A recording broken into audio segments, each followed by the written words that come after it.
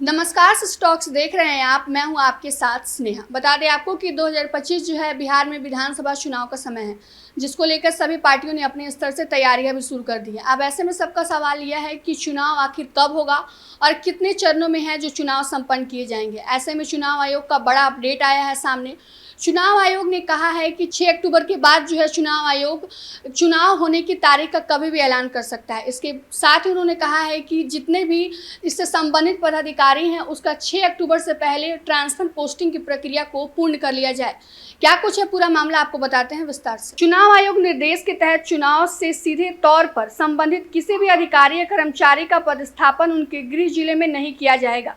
वहीं 30 नवंबर तक या उसके पहले अगर किसी भी कर्मी का कार्यालय 3 साल तक या उससे अधिक समय तक अपने क्षेत्र में है तो उसका ट्रांसफर करना होगा। चुनाव आयोग ने बिहार विधानसभा चुनाव के मद्देनजर राज्य सरकार के महकमों को 6 अक्टूबर तक सरकारी पदाधिकारी और कर्मियों को तबादले की प्रक्रिया पूरी करने का निर्देश दिया है। साथ ही उसी दिन तबादला एवं पदस्थापन से संबंधित रिपोर्ट भी मांगी है। चुनाव आयोग के इस निर्देश से साफ है कि विधानसभा चुनाव की घोषणा अब 6 अक्टूबर के बाद कभी भी हो सकती है।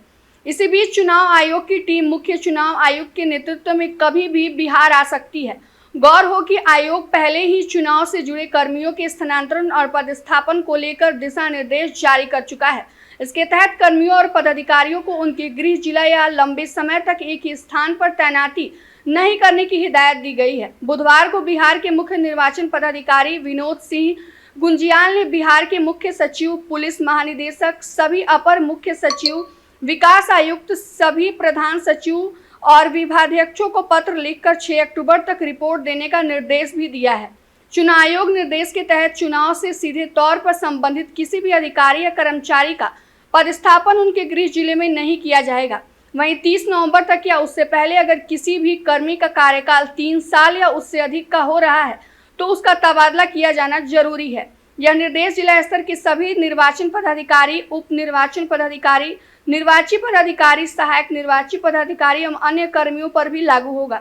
चुनाव से जुड़ी कार्यों के लिए तैनात होने वाले प्रखंड पदाधिकारी, तहसीलदार, जिला स्तर के अपर समाहर्ता के अलावा अन्य पदाधिकारियों और कर्मियों पर भी यह व्यवस्था लागू होगी। वहीं प्रमंडलीय आयुक्त, नगर आयुक्त एवं अन्य कर्मियों के तबादले को लेकर इस निर्देश का पालन किया जाएगा। पुलिस महानिरीक्षक स्तर के अधिकारी को लेकर जिले में तैनात इंस्पेक्टर स्तर के पुलिस पदाधिकारियों पर भी आयोग का आदेश लागू होगा। कंप्यूटराइजेशन, स्पेशल ब्रांच ट्रेनिंग आदि से संबंधित पुलिस कर्मियों पर यह निर्देश लागू नहीं होगा। वहीं 3 साल से अधिक एक ही स्थान पर या उत्पाद एवं मद्य निषेध विभाग के अधिकारियों एवं कर्मियों पर भी यह निर्देश लागू होगा। तो आपको बता दें कि सबकी नजर अब टिकी हुई है कि आखिर बिहार विधानसभा चुनाव जो है कब होगा। इसको लेकर चुनाव आयोग ने अब स्पष्ट कर दिया है कि 6 अक्टूबर के बाद कभी भी चुनाव का जो है तारीख बताई जा सकती है और कितने चरण में होगा यह भी स्पष्ट किया जा सकता है। इसको लेकर बिहार में कभी भी चुनाव आयोग के पदाधिकारी जो आकर बिहार में भ्रमण कर सकते हैं और इससे संबंधित जो है बात विचार इस पर की जा सकती है। फिलहाल के लिए इस खबर में इतना ही। तमाम छोटे बड़े अपडेट के लिए बने रहें सच टॉक्स के साथ। धन्यवाद।